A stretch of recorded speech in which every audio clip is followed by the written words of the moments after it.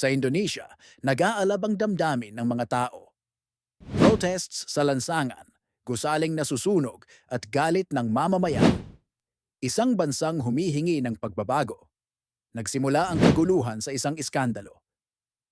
Binigyan ng housing allowance ng 50 milyong rupya ang mga mambabatas, 10 beses na mas mataas kaysa minimum wage sa Jakarta.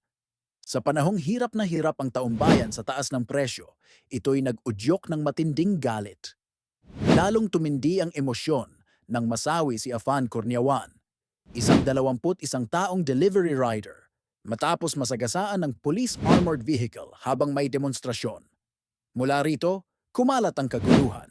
Sunog ang ilang gusali ng gobyerno, nilusob ang mga bahay ng politiko, at maging ang tahanan ng finance minister ay hindi nakaligtas. 6 ang kumpirmadong namatay, daan-daan ang sugatan, at higit 1,200 ang inaresto.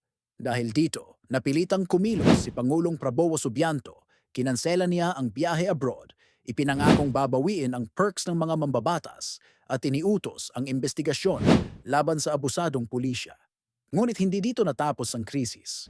Bumagsak ng mahigit 3% ang stock market, nang hina ang rupya, at kinailangan pang makialam ng central bank para panatilihin ang stability. Ayon sa mga eksperto, hindi sapat ang mga pangakong ito kung hindi matutugunan ang mas malalim na problema ng kahirapan at kawalan ng hustisya.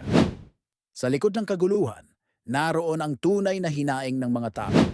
Lumalalang inequality, pagtaas ng presyo ng bilihin, at kawalan ng trabaho. Para sa marami, hindi lang ito tungkol sa perks ng politiko. Ito'y sigaw para sa patas na laban at tunay na pagbabago. Ito ang sandali ng Indonesia. Hahantong ba ito sa reforma o sa mas malalim na pagkakahati? Ang buong mundo nakatingin.